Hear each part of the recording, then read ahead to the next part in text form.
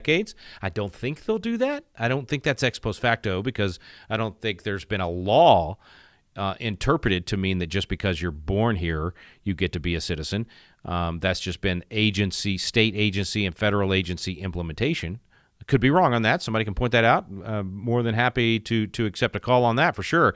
888-589-8840, by the way, if you want to chime in on birthright citizenship. 888-589-8840. Yeah, where was I going with that? So if oh yeah, I don't think it's ex post facto in that case, but I don't think the court will go that far. They generally don't do that kind of thing. So they're probably going to say, I would predict, without hearing the questions yet and where the hearing goes, they're probably going to say, yeah, you got to be here legally for your baby when they're born here to be a citizen of the United States. Otherwise, you're subject to somebody else's jurisdiction. How they handle all of those millions that are now considered citizens is going to be really interesting. Do they say, nope, sorry, if you got put into that class, that was a mistake, and you are not a citizen, and we're sending you home? That would be, I would think that would be hard to get 5 votes on the Supreme Court to do that. I think that would be the right thing to do. Look, if you got considered a citizen through fraud, you got to unwind the fraud. You don't just allow the fraud to stand. And if you rushed into our country to have a baby so that they could be fraudulently become a citizen, sorry, shouldn't stand. That absolutely should be reversed. That's not mean. That's not every nation on the planet would say the exact same thing. So this is a great time to invoke Allie Beth Stuckey and her toxic empathy arguments. It's toxic empathy that would make you want to side with the parents that came here illegally to have a baby to try to give it American citizenship. That's toxic empathy. Empathy in and of itself is fine. I like I said, if I were that person in a cesspool of a country, I would do everything I could to get my kid a better life. And so I understand where they're coming from, and I can feel for them, but that doesn't mean that I reward their lawlessness and that I do that to the detriment of my own country, my own family, my own community, which is what you're doing. If you let your empathy for a particular scenario cause you to support breaking of the law, cause you to support this unlimited immigration that comes from birthright citizenship being encouraged, if you do that, it's toxic. So it's no longer good empathy. Now it becomes bad empathy that actually destroys your life, your family's life, your country. And that's what Christians have done with regard to the immigration issue. They've allowed the sob stories that are true. Look, I understand that, but they've allowed that to move them to a place of irrationality and actually being anti-biblical, because a sojourner is supposed to be following the law. You treat a sojourner the same because they've become part of the community. They've assimilated. They're not breaking the law when they're there, and that's essentially what we're doing with anchor babies. Okie dokie, let's try a couple of phone calls, but I got about a minute here before we're going to break. So how about Cindy in Kansas? Anybody else that wants to call in, feel free to do so. It's 888-589-8840, 888-589-8840, and Cindy's up first out of Kansas. Cindy, go ahead. You might be able to answer my question, because the people that I could ask are no longer living, but my sister and brother-in-law, he was stationed in Japan, and it was a lengthy time he was over there, so she went with him and had their 4th child in Japan. The first 3 were born in the United States, but Johnny was born there, and they were there for some time after his birth. And I don't know what they had to do, but they had to do some kind of paperwork when they got back to the United States. So I'll hang up, and maybe you can enlighten me on what they had to do.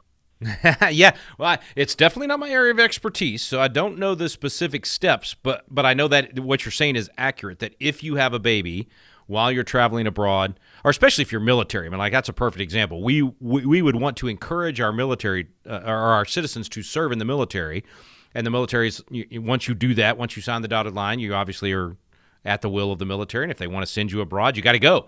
And so if you have your baby while you're serving abroad, you obviously would want that baby to be a citizen, and therefore we would set up policies that would encourage that to take place. And so the paperwork and how you do that, I am not entirely sure of. I just know that is the case, that if both parents are citizens, you're traveling abroad, you have a baby, absolutely that baby is considered a citizen of the United States. So I'm looking that up. I don't know if I'll be able to answer that in time before the break. But yes, so let's see. What's that paperwork called that you're talking about? A consular report of birth abroad. A consular report of birth abroad. You can get that at the nearest U.S. embassy or consulate in the country where the baby is born, and it becomes essentially the birth certificate, the U.S. birth certificate, and proof of citizenship. And once you have that, then they get back. You want to apply for a passport and all that for your child so that you make sure you document it really, really well, and it's never questioned whether or not they have citizenship in the U.S. So great question, and that's the most I could find in the short term. Might have more on that when we come back from the break. And I see our other callers. I'll get to you when we come back from our break. But, man, let's just go back to common sense, folks. If we would pass our laws based on common sense, this would not even be complicated. If you're a citizen, if your spouse is a citizen, it's a slam dunk. Now, it does get muddy if you're a citizen and your spouse is not. Okay, now we get into some muddy water, and you got to go through some technicalities and figure out if you're a dual citizen and all those things. But most of the scenarios we're dealing with are not that complicated. What we're talking about is someone comes here illegally, run across the border, have a baby. Is that baby a citizen? That should be an easy no. That's what will be before the court tomorrow. Stay with us. We'll be right back. I'm Rick Green. You're listening to At the Core with Walker Wildmon and Rick Green.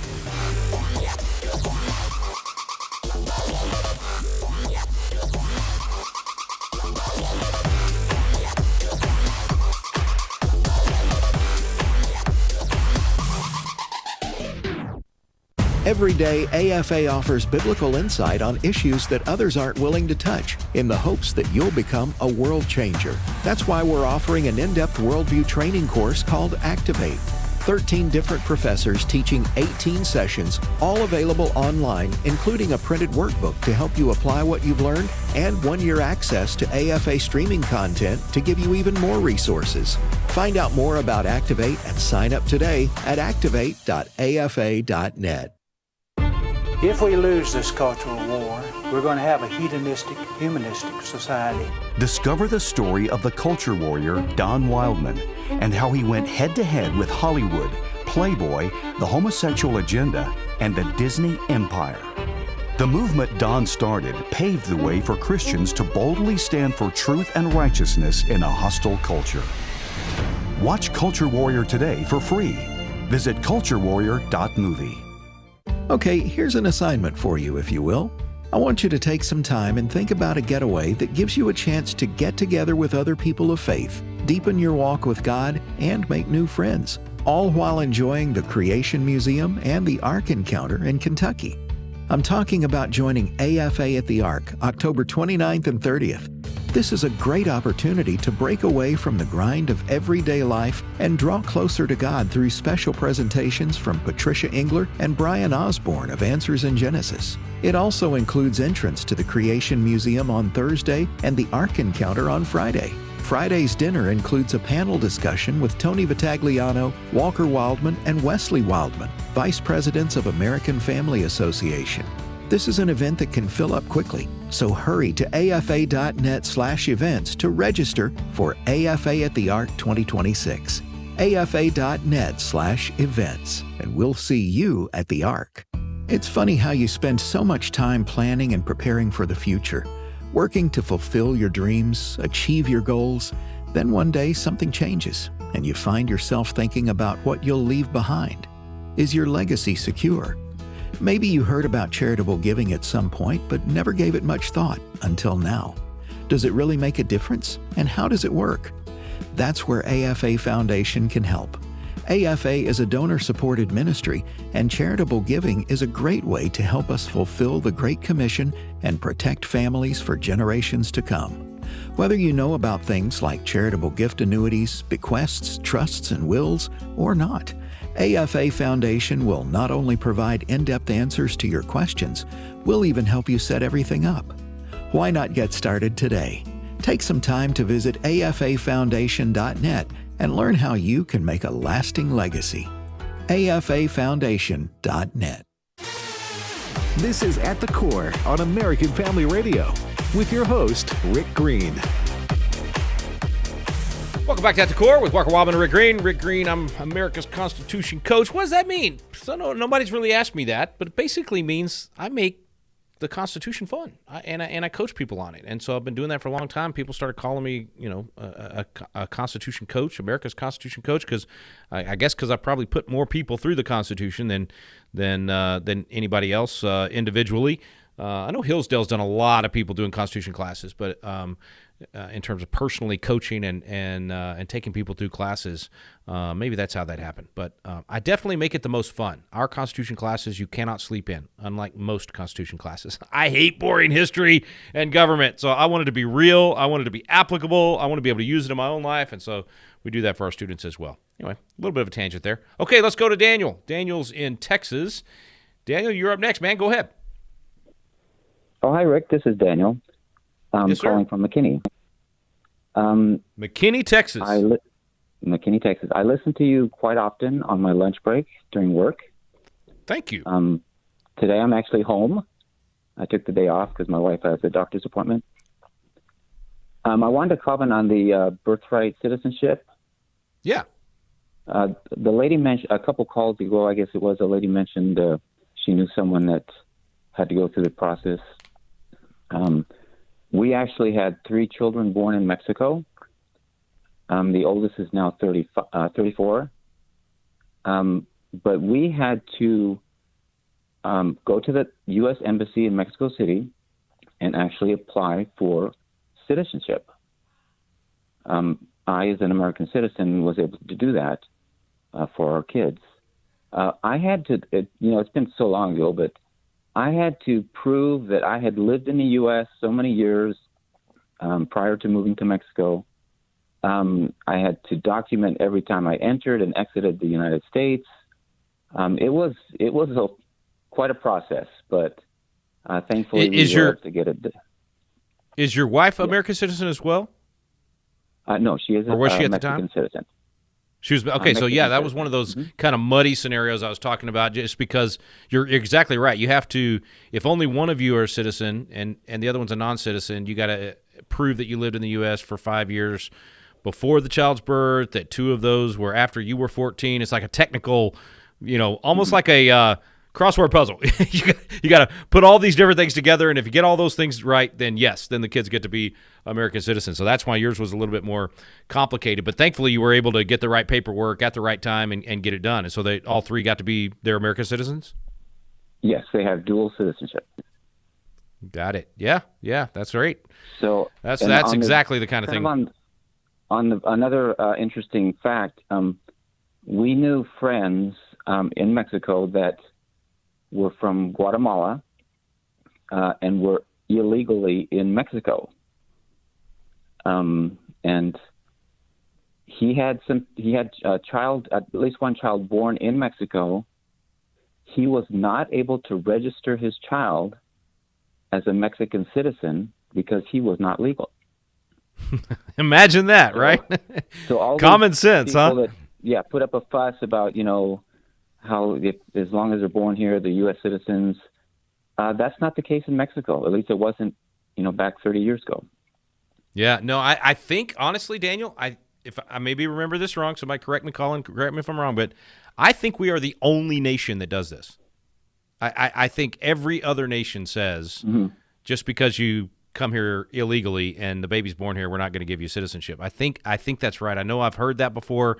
I'll try to document that and prove it. But yeah, but your example is perfect. That if you have to prove that you are in the country legally. Yeah. Yeah. For your, no, that's good, man. Thank you for calling in. Register your child. Yeah, that's a great call. On point and very good points. All right, let's go to Minnesota, home of the Leering schools. Carmen, thanks for calling in. What's your comment or question? Hi. So I have an even muddier situation. Oh, great! My son is stationed. I feel like we're turning into a game show here. This is like it's a game show. It's a trivia game show. You have to give me the most complicated scenario, and we have to figure out what the law is. Go ahead. I win. My son is stationed in Bahrain, who has now been evacuated to Italy, working with the embassy there. He married a Kenyan citizen in Montana through proxy. And they had a baby in February, and now they're trying to get all the paperwork together for both of his wife and his daughter to come back to the United States so that they are no longer in danger in the Middle East. So there's that. Wow. So now you said they got married. They got married in Montana. Did they have the baby in Montana, or the baby was born in Italy while they were evacuated? No, the baby was born in Bahrain before they were evacuated. Ah, and okay. They got married in Montana via proxy. They weren't actually in Montana. Oh, wow. Yeah. Okay. It was a that is unique. Marriage. Yeah. So that is, talk about muddy. Yeah, I would think, though, it would be the same scenario as our previous caller. If she's still a citizen of Kenya and not yet a citizen of the United States, that he would just have to apply and prove that he had been a citizen for previous 5 years and, all those other steps. Yeah, they're working through all the process. Fortunately, what's interesting, though? Dealing with. How does he know whether to go to the Italy? Yeah, which embassy does he go to, though? Because I think you have to go to the one where the baby was born. So would they have to wait until they can go back to Bahrain? Well, I don't know about that because so they got married in August via proxy. Baby was born in February. So my understanding was that the paperwork for the baby had to go back to the Bahraini hospital where she was born and get back to the embassy in Italy because the embassy in Bahrain is still closed. Wow, man. Yeah, that is, I think you definitely win, Carmen. You're right. That is the most complicated one I've heard of. Yeah. That's right. We should be mailing you some free books or something. I don't know. That's wild. I would love it. But the question is, are your grandkids going to go to a Minnesota Leering Center? No. No.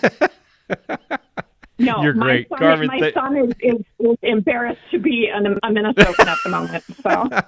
Hey, we're going to turn that around. We're not done with Minnesota.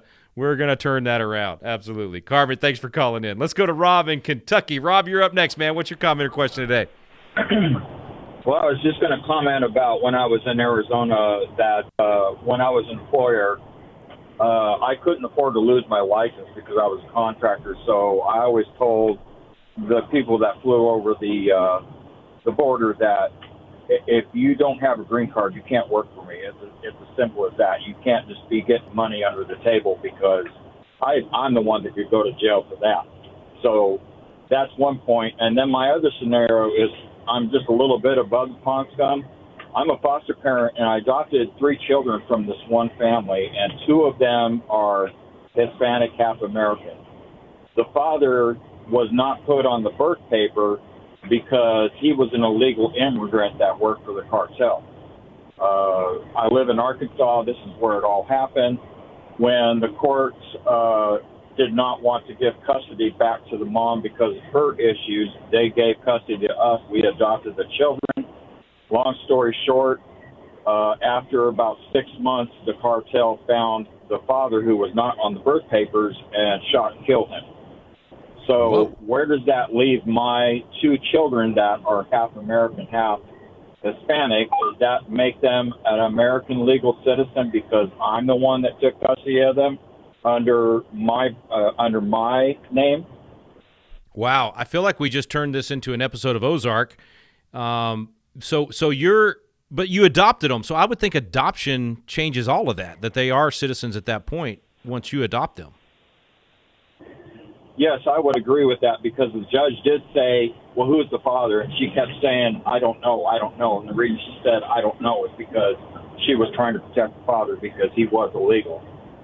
Yeah. Yeah, I would think that the adoption changes all of that once that goes through and a judge stamps that adoption. But that is an obscure area I don't know the answer to. I'll have to look that up. I feel like the program has turned into a legal advice program, and I, of course, cannot give legal advice over the radio here. Lose my law license that I don't use that often anyway. But what a great topic, man. I'm actually intrigued. I whether or not they're going to go this far tomorrow when they have the hearing, because the heart of this issue is definitely the intentional skirting of the law. That's what the Trump administration is trying to prevent. They're trying to say, look, if you're purposely coming here illegally to have babies, those babies don't become citizens. I think that's the most simplistic, main question that the courts will hopefully have to answer. I do think that they could end up in a lot of this muddy area and potentially, it could either simplify or complicate the whole thing, depending on their decision. But this has been a long time coming, folks. This fight over birthright citizenship has been waged by those who that care very much about the rule of law and want people to have to follow the law, and care very much about the integrity and the essentially the dilution of the American value system and the dilution of what it means to be an American citizen.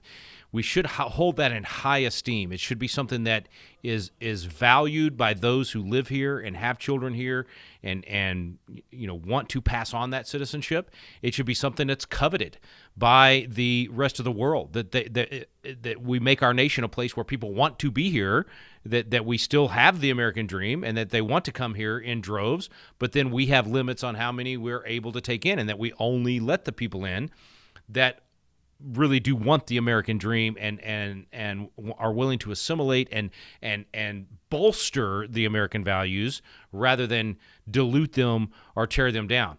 And one of the ways that you can best regulate that, and it's not going to be perfect no matter what you do, but one of the ways that you can best regulate that is make sure that the only ones considered to be citizens are the ones that come here legally, so that when they're coming here, if they're coming legally, we have a vetting process. So just think about it. If anyone's allowed to come here illegally and raise their children to be American citizens, they can be of any mindset, any value system. They can be pro-communist, pro-socialism, pro-Islamism, terrorism. They can be all of that and be citizens. That makes no sense whatsoever, right? If you have a vetting process where you're saying, okay, if you come here legally, we get to interview you. We get to make sure that you are, in fact, pro-Western civilization and pro-American values, and then we want so many of those immigrants to be able to come in legally every year. That's good. That's good immigration policy. Now, right now, obviously, as a side note, we should stop all immigration, period, full stop. No immigration right now until we clean up the system, we get rid of the bad apples and the bad characters that we let in over the last 50 years, and we start fresh, and then we start saying, yes, we want immigration. We want people to come here legally that want the American dream, that are willing to assimilate and be a part of the American system. But if you don't have the vetting process at all, which is what birthright citizenship, as interpreted by these leftist crazies, what it allows for, no vetting, and people get to come here and repopulate America with people that aren't of the American value system.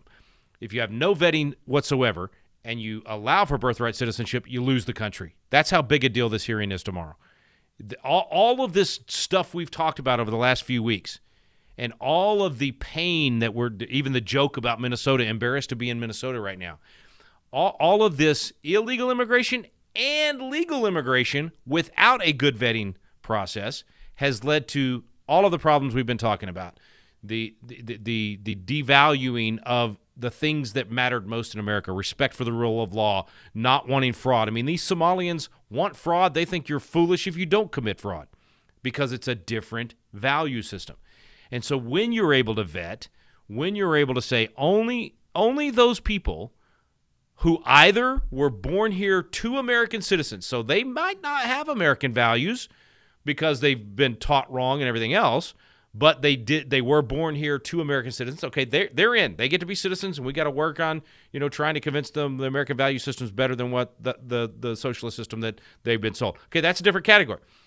But if you're going to get to come here If you're going to get a ticket, get your ticket punched to be a new citizen of America, and maybe the first one in your family to be a citizen, then you got to go through the vetting process. And the vetting process should be stringent and rigid, and we should only want the best of the best.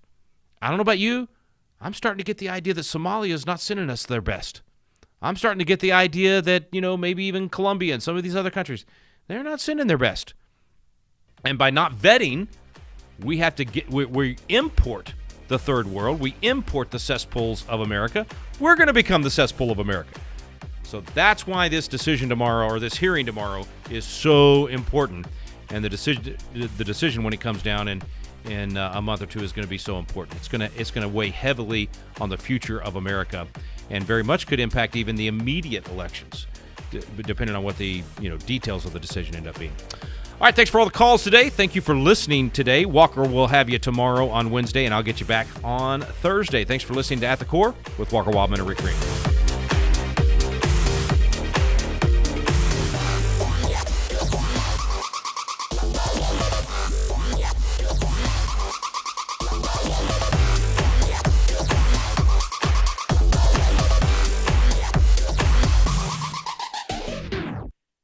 The views and opinions expressed in this broadcast may not